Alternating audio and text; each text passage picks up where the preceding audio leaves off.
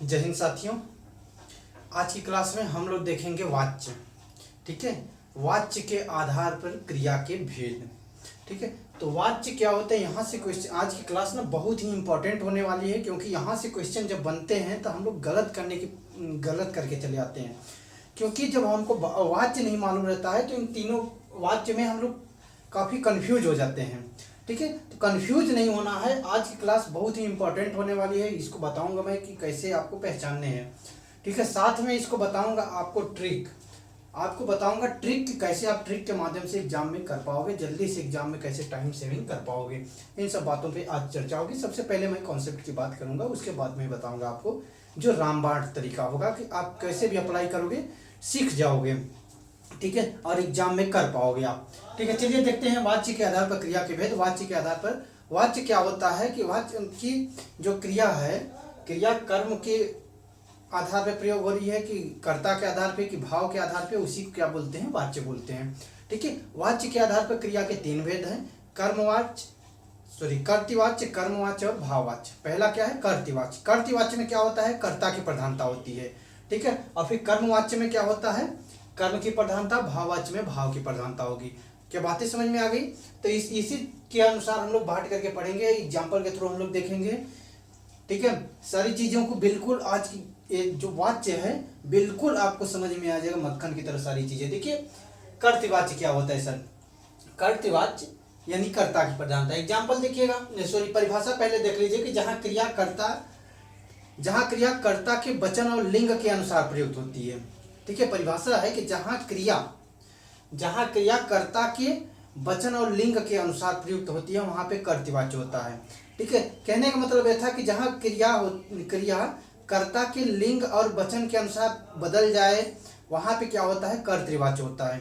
ठीक है, कर्ता के अनुसार, कर्ता प्रधान रहेगा किसमें, कर्तृवाच्य में। कर्तृवाच्य में कर्ता मतलब करने वाला, कार्य को अंजाम देने वाला, वह क्या रहेगा, प्रधान रहेगा ना। ठीक है, देखिए क्या है, एग्जाम्पल के थ्रू देख लेते हैं। राम पुस्तक पढ़ता है। देखिए इसमें कर्ता क्या था सर, आप सोचोगे कि कर्ता क्या था। ठीक है, कर्ता क्या था तो बोलेंगे कि सर इसमें कर्ता था राम था। राम पुल्लिंग था। क्या था, राम पुल्लिंग था। पुल्लिंग आते ही यहाँ पे क्या हो गया, राम पढ़ता है। जो क्रिया है, क्रिया पुल्लिंग के अनुसार चली, कर्ता के लिंग के अनुसार चली, वचन के अनुसार चलती है, तो राम क्या हो गया, पढ़ता है।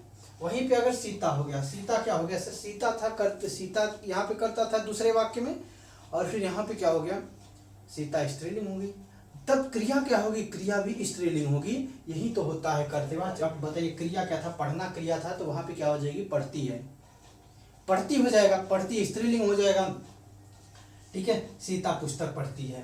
ठीक, आगे देखिए, वे पुस्तक पढ़ते हैं। यहाँ पे देखिए वे का मतलब ढेर सारे लोगों की बात कही जा रही है। तो पढ़ते हैं क्या हो गया, पढ़ते हैं, यानी कि कई लोग वहां उसको पढ़ते हैं। ठीक है, ये बात समझ में आ गई होगी। एक एग्जाम्पल यहाँ पर भी हमने लिखा है, 2-3 एग्जाम्पल देखिए कि सुरेश मैदान में दौड़ रहा है। सुरेश मैदान में दौड़ रहा है। अब देखिए मैदान में दौड़ रहा है, ये क्रिया है। सुरेश था तो दौड़ रहा है हो गया। अब देखिए सीमा मैदान में दौड़ रही है, लिंग के अनुसार क्या हो जा रहा है, बदल जा रहा है। अब देखिए वचन, सीमा, सुरेश और सीमा मैदान में दौड़ रहे हैं। अब देखिए यहाँ पे रहे क्यों आया, कर्ता के आधार पे, कर्ता के लिंग और वचन के आधार पे क्या हो रहे हैं, प्रयुक्त हो रहे हैं, बदल रहे हैं। तो ऐसी दशा में क्या होगा सर, ऐसी दशा में कर्तृवाच्य होगा। ठीक है, आगे देखिए कर्मवाच्य क्या होता है सर। ये चीजें स्पष्ट हो गई होगी कि कर्तृवाच्य में कर्ता की प्रधानता होगी। कर्ता के लिंग और वचन के अनुसार जो क्रिया होगी, क्रिया किसके अनुसार प्रयुक्त होगी, कर्ता के लिंग और वचन के अनुसार प्रयुक्त होगी। इतनी चीजें बस समझनी है, इससे ज्यादा कुछ भी दिमाग में नहीं रखने हैं सर। ठीक है, देखिए कर्मवाच्य में क्या होगा कि कर्म की प्रधानता होगी। ठीक है, जहां क्रिया कर्म के वचन और लिंग के अनुसार प्रयुक्त होती है, वहां पे कर्मवाच्य होता है। ठीक है, यानी कि ये जो क्रिया होगी, क्रिया कर्म के वचन और लिंग के अनुसार बदलती रहेगी। जैसे कर्म का वचन बदलेगा, लिंग बदलेगा, वैसे ही क्रिया भी बदल जाएगी। ठीक है, क्या इसमें किसकी प्रधानता रहेगी, तो बोलिएगा कि कर्म की प्रधानता रहेगी सर।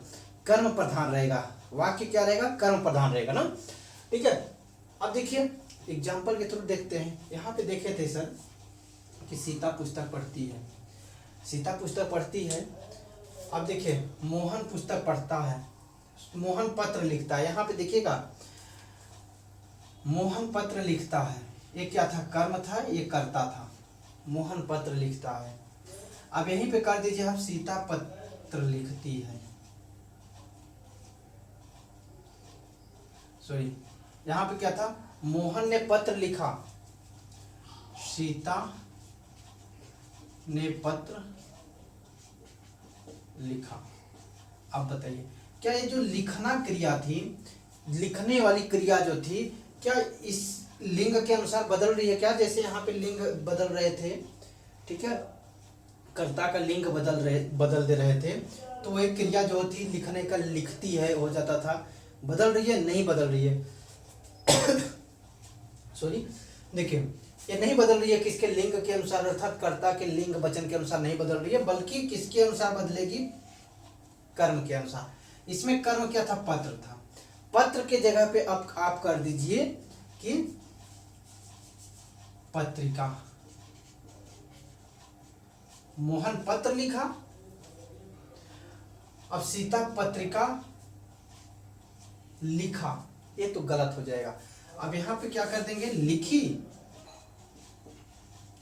सीता पत्र लिखी। अब यहां पे इसको कर्ता भी चेंज करिए, मोहन ने पत्र लिखी, सॉरी पत्रिका लिखी।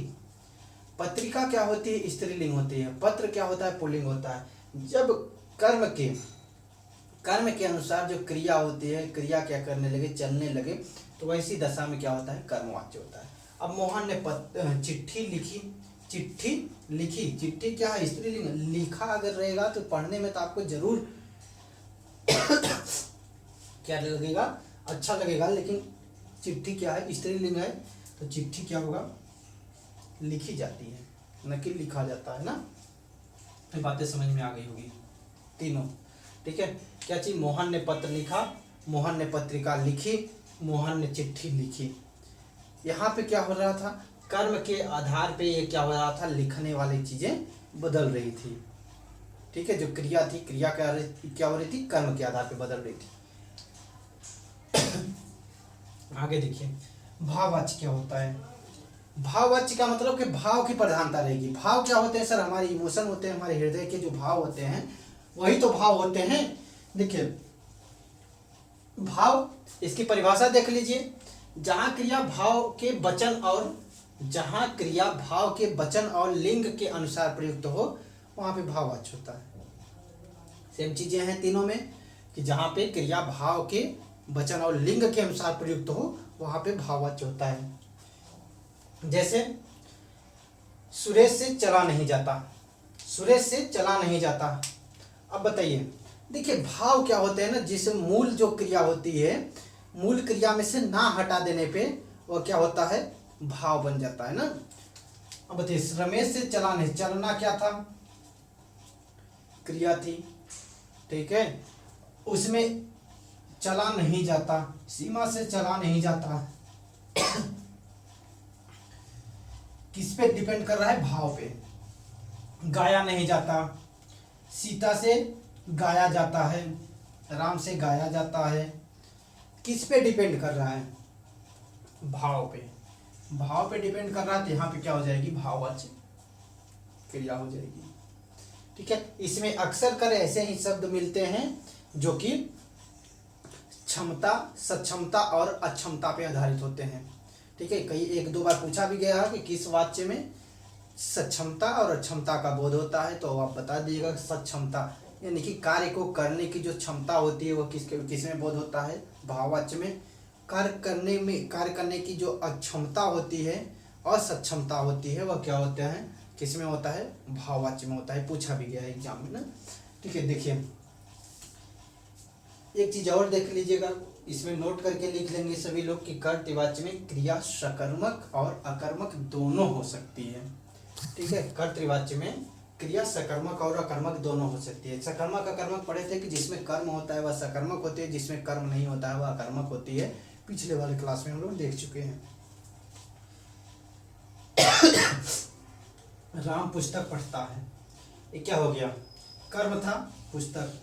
राहुल हंसता है, इसमें अकर्मक थी, ठीक है। तो इसमें क्या हो जाएगा भाई, देखिए राहुल हंसता है, यह क्या हो गया, अकर्मक क्रिया। और राम पुस्तक पढ़ता है, यह क्या हो गया, सकर्मक क्रिया हो गई, ठीक है।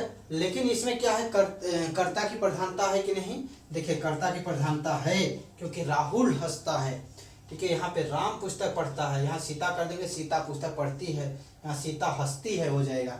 क्यों, क्योंकि यहाँ पे कर्ता की प्रधानता है, यानी कि कर्तृवाच्य में कर्म सकर्मक और अकर्मक दोनों होते हैं। दूसरी बात, कर्मवाच्य में क्रिया सदैव सकर्मक होती है। सकर्मक का मतलब कर्म सहित, कर्म जिसमें रहेगा उसी में तो कर्मवाच्य होगा भाई, ठीक है। आगे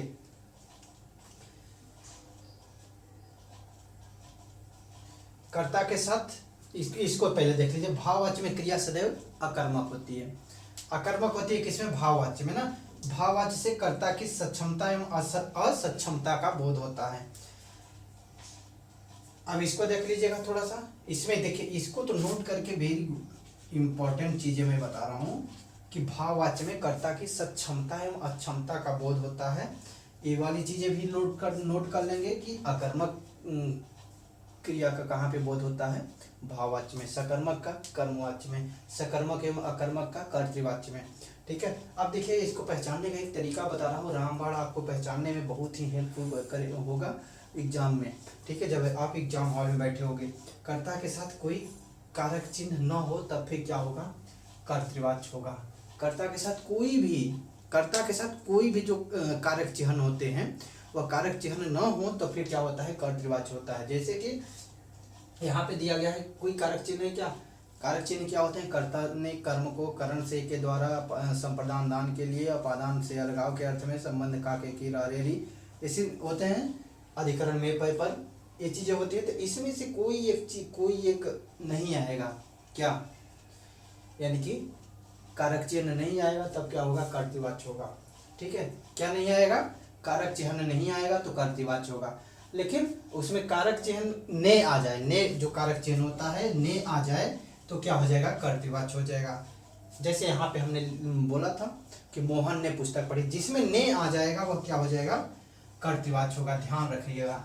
और जिसमें कोई भी कारक चिन्ह नहीं आएगा वह क्या होगा, कर्तृवाच्य होगा ना। आगे देखिए, भाववाच्य में क्या होगा, भाववाच्य में कर्ता के साथ से कारक चिन्ह हो तो क्रिया कर्मवाच्य और भाववाच्य हो सकती है, ठीक है। इसमें से रहेगा, इसमें क्या रहेगा, से रहेगा, और फिर क्या रहेगा, कर्मवाच्य और भाववाच्य दोनों हो सकती है। अब कब होगा सर, कर्मवाच्य कब होगा, देखिए कर्मवाच्य होगा अगर क्रिया के जस्ट बाद ना, क्रिया के जस्ट बाद अगर किसी वस्तु का नाम आ जाता है, तब फिर क्या हो जाएगा, कर्मवाच्य हो जाएगा। लेकिन से के बाद जस्ट से के बाद क्या आ जाता है, कोई किसी वस्तु का नाम आ जाता है तो क्या हो जाएगी, कर्मवाच्य हो जाएगा। और फिर से के बाद जस्ट क्रिया आ जाती है तो क्या हो जाएगा, गाया जाता है तो क्या हो गया, क्रिया हो गई, तो फिर क्या हो जाएगा, भाववाच्य हो जाएगा। ये चीजें आप समझ जाइएगा, इसको ये तीनों चीजें आप याद करेंगे, जल्दी से आपको पकड़ने में बहुत ही हेल्पफुल रहेगा एग्जाम में जब आप बैठोगे तब, ठीक है। आप अपने मन मस्तिष्क में बैठा लीजिएगा इसको सारे को। ये रहा क्रिया का टॉपिक, समाप्त हो गया आज। इसमें से तो क्वेश्चन बहुत भर के क्वेश्चन हर एक एग्जाम में पूछे जाते हैं। आप आशा करते हैं समझ गए होंगे अच्छे से, बढ़िया से, ढंग से। तो आज की क्लास में इतना ही।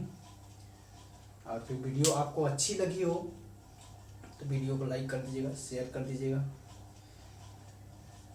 और पीछे वाली क्लास में अगर आप नहीं देखे हो तो पीछे वाली हमारे प्लेलिस्ट बनी हुई है, प्लेलिस्ट में जाकर के देख लीजिएगा सारी क्लास। उसमें रस, छंद, अलंकार, ठीक है, वर्ण विचार, संधि, समास, ये सब सारी ढेर सारे टॉपिक मैं पढ़ा करके वहाँ पे प्लेलिस्ट बना है, वहाँ पे जाके देख लीजिएगा। थैंक यू, जय हिंद।